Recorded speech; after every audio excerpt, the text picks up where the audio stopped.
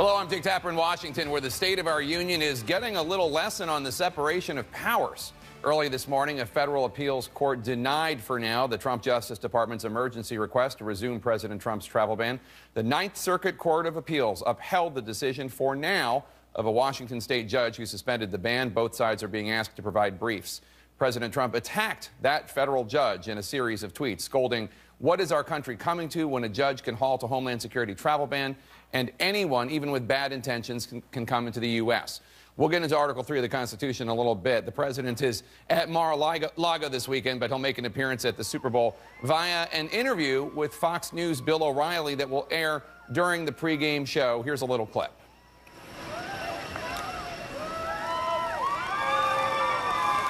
A lot of people, but that doesn't mean I'm going to get along with him. He's a leader of his country. I say it's better to get along with Russia than not. And if Russia helps us in the fight against ISIS, which is a major fight, and Islamic terrorism all over the world, right. Major fight, that's a good thing. Will I get along with him? I have no idea. It's very possible I won't. Putin's a killer. A lot of killers. We got a lot of killers. Why, you think our country's so innocent? We got a lot of killers. Let's get right to Senate Majority Leader Mitch Mcconnell, who joins us from Louisville, Kentucky. Leader McConnell, thanks for joining us. Let's start right there. Are you comfortable with the President of the United States seeming to equate U.S. actions with those of Putin's authoritarian regime? Well, look, Putin's a former KGB agent. He's a thug. He was not elected in a way that most people would consider a credible election. The Russians annexed Crimea, invaded Ukraine, and messed around in our elections. No, I don't think there's any equivalency between the way the Russians conduct themselves and the way the United States does. Does it trouble you that he said this? I mean, I'm trying to imagine your response if President Obama had defended the murderous reign of Putin by saying, "You think our country's so innocent?" Well, look, I'm not going to critique the president's every utterance, but I do think America is exceptional. America is different. We don't operate in any way the way the Russians do. I think there's a clear distinction here that all Americans understand, and no, I would not have characterized it that way. I'm not going to spend the whole interview on this, but you say all Americans understand. Are you confident the president understands it? Because he just said something that could have been broadcast on RT. I mean, he said, we got a lot of killers out there. You think our country's so innocent, when asked specifically by Bill O'Reilly, no less, about Vladimir Putin being a thug. Again, if Barack Obama had said this, I can't imagine there wouldn't be protests in the street. Look, Jake, I can speak for myself, and I already have, about my feelings about Vladimir Putin and the way the Russians operate. I'm not going to critique every utterance of the president. I obviously don't see this issue the same way he does. All right, let's move on. Turn to another topic that came up during President Trump's pre-Super Bowl interview. Bill O'Reilly asked the president about this evidence-free claim that Hillary Clinton received 3 to 5 million illegal votes in the presidential election. Here's how President Trump responded.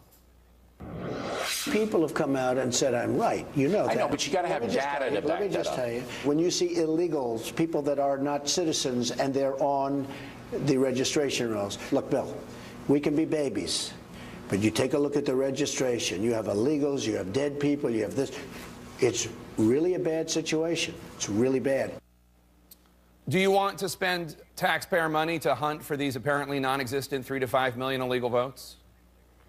Well, you know, this sort of thing is handled at the state level, and the Democrats always claim there's no election fraud at all. That is, of course, not true. Election fraud does occur.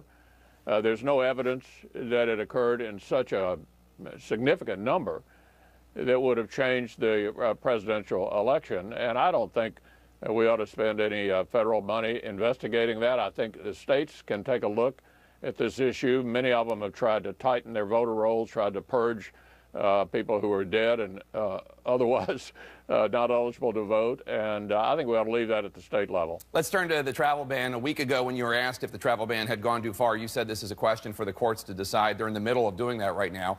On Friday, a federal judge in Seattle issued a ruling blocking President Trump's executive order. Early this morning, the Ninth Circuit Court of Appeals rejected a request by the Justice Department to immediately restore the travel ban. This policy would, of course, be much more durable if it were passed into law by Congress, not merely by executive order. Up until this point, you've avoided explicitly taking a stand on the travel and immigration ban. Would you be willing to offer legislation to carry out the ban through the Senate?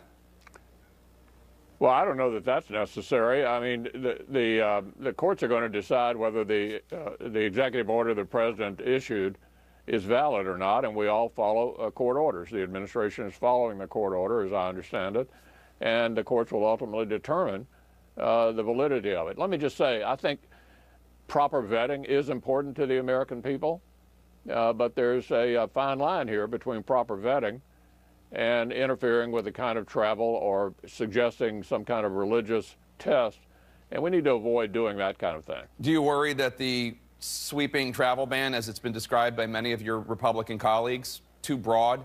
Do you think it went too far? Well, the administration was modifying some of it already, and we'll see where it ends up. The courts are going to determine whether the initial executive order, as it was issued, is valid. Do you have an opinion on what you'd like the courts to do? No, I'm not going to give them any advice. We all want to try to keep terrorists out of the United States, but we can't shut down travel. We certainly don't want Muslim allies who fought with us in countries overseas to not be able to travel to the United States. We need to be careful about this. The president has not had the same cautious reply as you just offered the American people. Sir, as you know, on Saturday, he repeatedly attacked the federal judge who issued the ruling. He called Judge Robart, a George W. Bush appointee, a, quote, so-called judge, and he tweeted, quote, what is our country coming to when a judge can halt a Homeland Security travel ban and anyone, even with bad intentions, can come into the U.S.? You consider yourself a constitutional conservative. Do you have any concerns about the comments the president is making about the judiciary?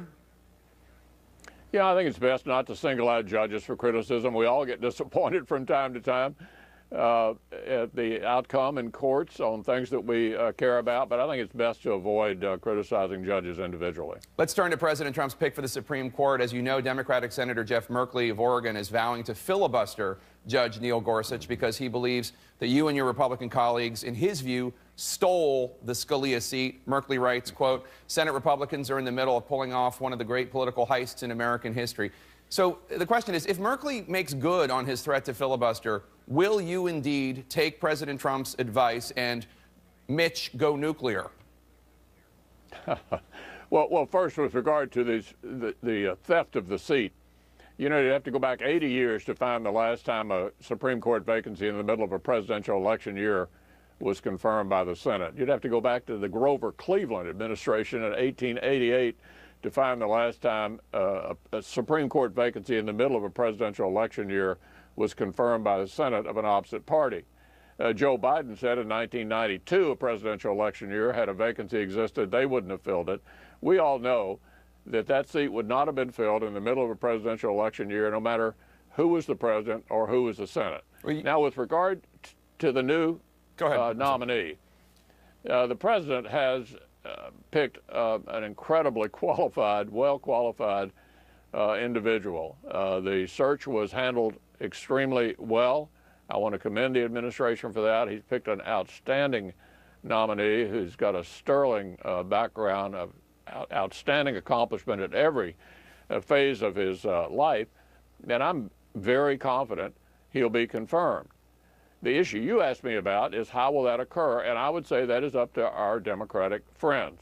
Any one senator can require the entire Senate to cast 60 votes to stop a filibuster and move to what we call an up or down vote, a simple majority vote on a nominee. So any one senator could make us get 60 votes. That has happened before. We had to get 60 votes for Justice Alito about 10 years ago. If we have to get 60 votes, I'm confident we will. Just in point of clarification, obviously,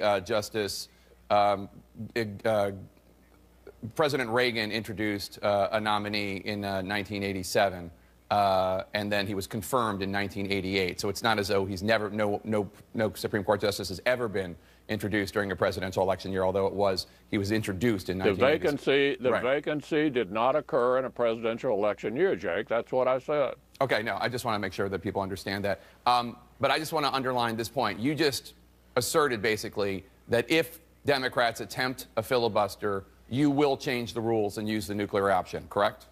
No, I haven't said what will happen at that point. I'm confident that we'll get 60 votes. Look, this nominee ought to be treated just like President Clinton and President Obama were treated. In the first term of President Clinton, 2 Supreme Court nominees, no filibuster. No filibuster. We were in the minority like they are right now. President Obama, in his first term, 2 Supreme Court nominees. My party was in the minority, no filibuster.